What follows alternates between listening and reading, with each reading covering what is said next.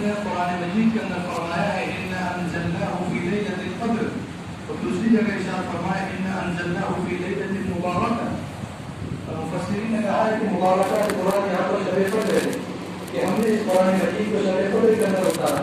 اتارنے کے 3 مرحلے ہیں، لوح قرآنی سے لوح محفوظ تک، اور لوح محفوظ سے آسمانی دنیا تک، اس کے بعد میں آسمانی دنیا سے زمین تک، کہ اللہ رب العزت نے قرآن مجید کو اس دنیا کے بنانے سے 50,000 تک پہلے لکھ چکے تھے۔ قرآن مجید کو اس دنیا کے بنانے سے 50,000 تک پہلے لکھ چکے تھے اور فارغ ہو چکے تھے۔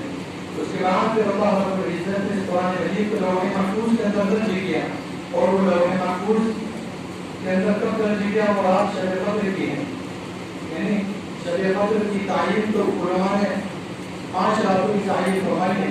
اللہ رب العزت کی جانب سے اس رات کی کوئی متعین کردہ چیز نہیں ہے کہ ہم نے پورا تاریخ کے اندر اس رات کو متعین کیا ہے، بلکہ اس رات کو 5 راتوں کے اندر بکھیر دیا کہ آدمی کا ضرورت اور شوق اللہ رب العزت دینا چاہتے ہیں کہ یہ میرے سامنے کتنی لو لگاتا ہے، میرے سامنے کتنی آمدانی کرتا ہے۔ 5 راتوں کے اندر اس کو شب قدر تلاش کرنا ہے۔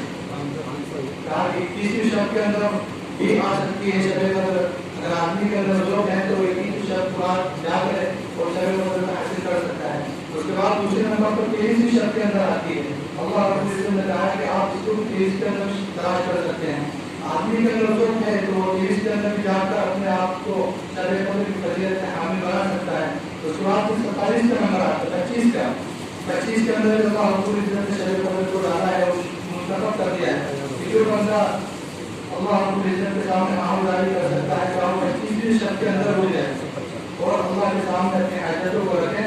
اس کے بعد میں 27 کے اندر جہاں علماء کا بہت زیادہ قول ہے، کہاں 27 کے اندر زیادہ تب 27 کی شب قدر آتی ہے، تو اللہ رب العزت نے 27 شب کو بہت فضیلت سے نوازا ہے، اور ہمارے لیے بہت قسمتی کی بات ہے اس رات میں اللہ رب العزت نے قرآن مجید کو نازل فرمایا ہے۔ اسی رات کے اندر ہم نے قرآن مجید کو مکمل کیے ہیں، اتنی بڑی سعادت کی بات ہے۔ جس رات میں اللہ رب العزت نے قرآن کو نازل کیا، اسی رات میں ہم نے سن کر اس کو مکمل کر دیا۔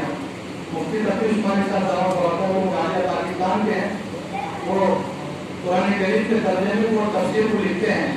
وہ جب سفر شروع کرتے ہیں تو وہ ایسی جگہوں پر جا کر قرآن مجید کے ترجمے کو اور تفسیر کو مکمل کرتے ہیں جہاں پر اللہ رب العزت نے حضرت محمد مصطفیٰ صلی اللہ علیہ وسلم کے قلب اطہار کے اوپر اس سورت کو نازل کیا ہے۔ جس جگہ پر سورت اتری ہے اللہ نبی صلی اللہ علیہ وسلم کے اوپر، تو اسی جگہ جا کے اس سورت کی تفسیر کو، سورت کے ترجمے کو بھی لکھا ہے۔ اسی لوگ شہادتیں حاصل کر لیتے ہیں قرآن مجید کی برکت سے۔ یہ بہت بڑی اللہ کی نعمت ہے جو اللہ رب العزت نے کی ہے، اور وہ لوگ تو بہت زیادہ مبارک بادی کے لائق ہیں جنہوں نے قرآن مجید کو سفر اول کے اندر سنا ہے اور الف لام میم سے من الجنۃ والناس تک کے سنا ہے۔ یہ لوگ بڑے حامل ہیں، ان کے چرچے آسمانوں کے اندر ہونے والے ہیں۔ قرآن مجید بہت مقدس کتاب ہے۔ حضرت موسیٰ علیہ السلام کے زمانے کے اندر ایک بڑھیا کہنے لگی کہ موسیٰ میرے بچوں کو یہ دعا کر دیا کر کہ کوئی 3 سال کا ہوتا ہے تب انتقال کر جاتا ہے، کوئی 4 سال کا ہوتا ہے تب انتقال کر جاتا ہے۔ تو حضرت موسیٰ علیہ السلام نے کہا کہ گویا اللہ کا شکر ادا کر کہ آخری زمانے کے اندر ایک امت آئے گی، امت محمد صلی اللہ علیہ وسلم، کہ اس امت کے اندر جتنے بھی لوگ ہوں گے ان کی عمر صرف 60 سے 70 سال ہوگی، 80 سال ہوگی، بہت کم عمر ہوگی ان کے اندر، اور وہ اتنی عمروں کے اندر قرآن مجید کے حافظ بن جائیں گے، قرآن مجید کے علوم و تفاسیر کو زندگی سے لگانے والے بن جائیں گے۔ تو وہ گویا کہنے لگی کہ موسیٰ دعا کرتے اگر اللہ رب العزت مجھے اس امت کے اندر پیدا کر دیتا تو پوری زندگی قرآن مجید کی تفسیر اور قرآن مجید کے ترجمے کو سیکھنے کے لیے ایک درخت کے نیچے سجدے کے اندر گزار سکتی۔ دنیا کا بہت مختصر وقت ہے، اور یہ مختصر وقت کے اندر اللہ رب العزت جانے کے لیے مواقع دیے ہیں کہ اللہ رب العزت ہم اپنے اللہ کا کس طرح سے مخلص بندہ بن جائیں، قریب بندہ بن جائیں، اور اللہ رب العزت سے کتنا قرب حاصل کر سکتے ہیں۔ یہ راتیں جو اللہ رب العزت دیتا ہے، شب قدر ہے، شب برات ہے، رمضان مبارک کا مہینہ ہے، ابھی 3 دن بعد جائزہ آنے والی ہے عید کی رات، یہ اللہ رب العزت نے اسے کچھ ایام بنا رکھے ہیں اور کچھ دن بنا رکھے ہیں جس کے اندر بندہ اللہ سے قریب ہو سکتا ہے۔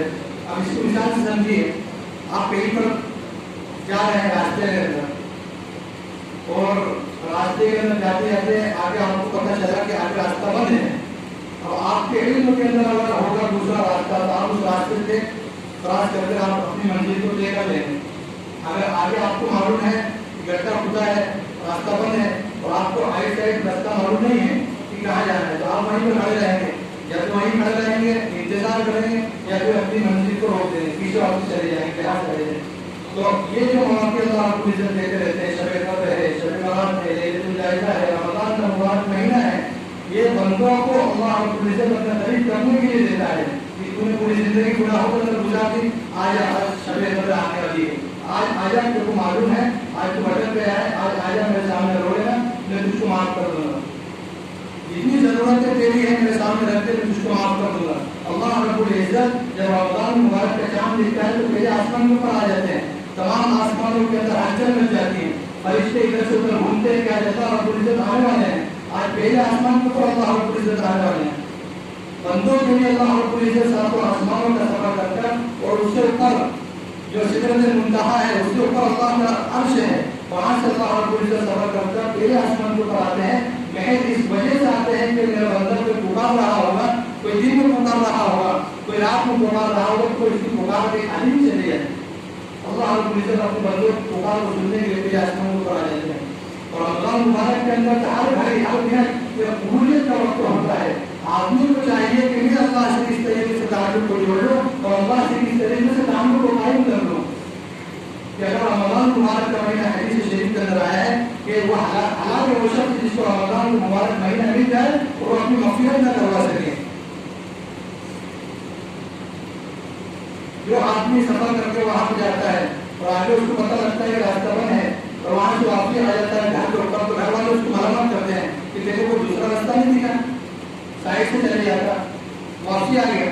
اسی طریقے سے اللہ رب العزت نے جو رمضان دیے ہیں, شب برات دیے ہیں, یہ مغفرت کی جگہ ہے. یہاں پر آدمی کو مغفرت کروا لینی چاہیے اللہ سے, ورنہ آخرت کے اندر بھی اللہ رب العزت تو کیا فرشتے ہی آپ کو تانے مارے ہیں کہ تیرے رب نے تیرے کو کتنا بھرو, کتنے راتیں دی, کتنے دن دیے, کتنے مہینے دیے, مقدس راتیں دی, اس کے اندر تو مغفرت کروا دیتا. آج ہمارے پاس تو کوئی آدیش نہیں ہے, صرف اللہ کا آرڈر ہے کہ تم کو ہم جہنم کے اندر بھیج دیں. وہ بندہ فرشتوں سے کہے گا کہ مجھ پر رحم کرو, مجھے مغفرت کرو, مجھے چھوڑ دو, تو فرشتے کہیں گے اور رحمان نے رحم نہیں کیا تو آپ کیا رحم کریں. اتنا بڑا اللہ رحم کر رہا ہے, آج تیرے اوپر رحم نہیں کر رہا, تو انہیں اپنی زندگی کے اندر اللہ سے تعلق کو نہیں جوڑا, تو آج کیسے کیا ہے. اور آج جو وقت ہے بہت قیمتی وقت ہے. آج نماز کے لیے 5-10 منٹ کا وقت ہمارے لیے نکالنا مشکل ہے. بزرگوں دوستوں یہ وقت کے ضرورت ہمیں آخرت کے اندر سمجھ میں آئے گی. جب بندے کے لیے فیصلہ ہو چکا ہوگا کہ اس کو جہنم کے اندر محسوس کر بھیج دو, تو اس وقت اللہ بندہ کہے گا کہ اللہ مجھ کو 5 منٹ دے دے, 10 منٹ دے دے, ایک وقت دے دے, ایک سیکنڈ دے دے, ایک منٹ دے دے, تاکہ میں دنیا میں جا کر تیری ہی عبادت کروں, میں صرف اور صرف تیری رضا والے کاموں کے اندر لگ جاؤں. تو اللہ کہے گا کہاں جائے گا, وہ آسمان اور زمین سے پھٹے پڑے ہیں, تو سورج تھا وہ بھی گر گیا, پہاڑ تھے وہ سب ہوئے گئے, تو زمین دنیا کا نام دیا, دنیا میں کہاں جائے گا, دنیا کو تم نے پتہ کر دیا. اس کے بعد کوئی موقع نہیں ملے گا, کوئی وقت نہیں ملے گا کہ ہم اللہ رب العزت کو راضی کر سکیں.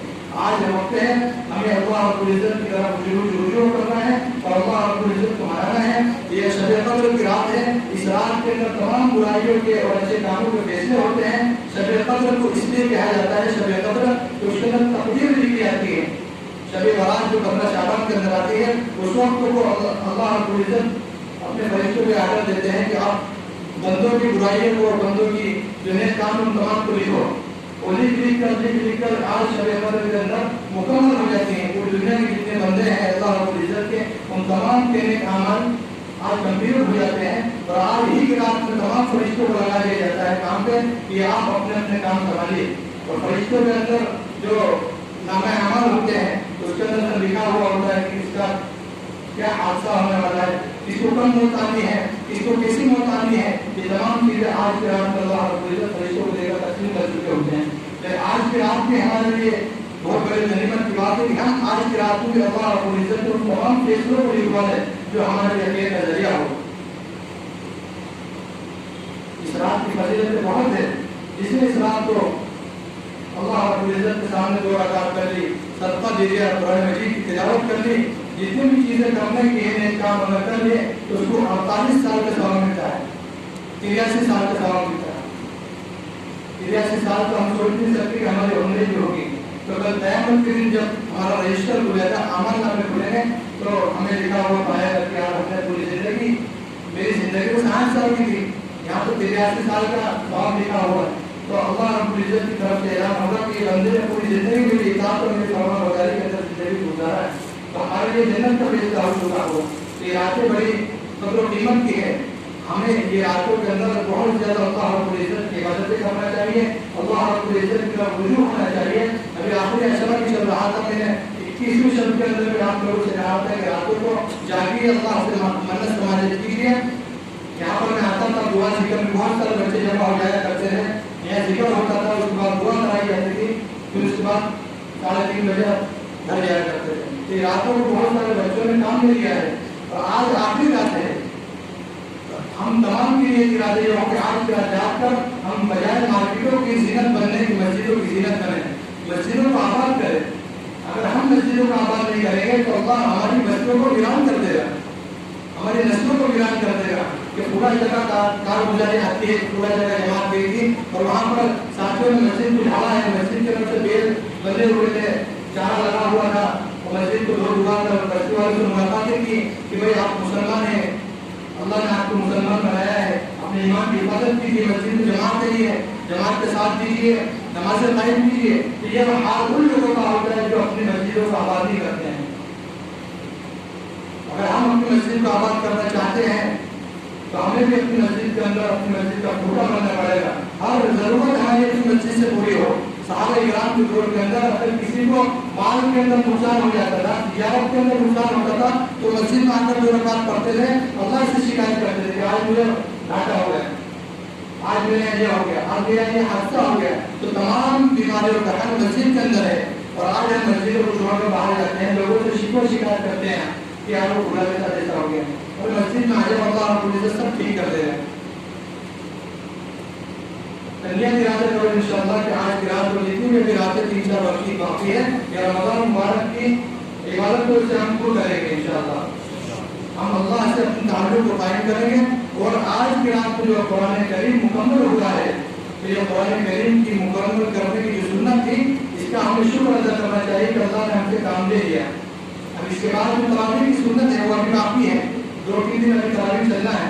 तो तरावीह की सुन्नत अलग है, कुरान मजीद का सुन्नत है, तरावीह का अलग है। वो तरावीह की सुन्नत ना हमसे छूट पाए, उसके अंदर भी आना है हम तमाम को। अलग तरह से शुरू होगी तो 2-3 दिन जितने भी हम तमाम को पढ़ना है, ऐसा नहीं हो कुरान मजीद हो गया, खत्म हो गया, रमजान में मगफिरत हो गई, शुरू गए। तो ठीक है इंशाअल्लाह।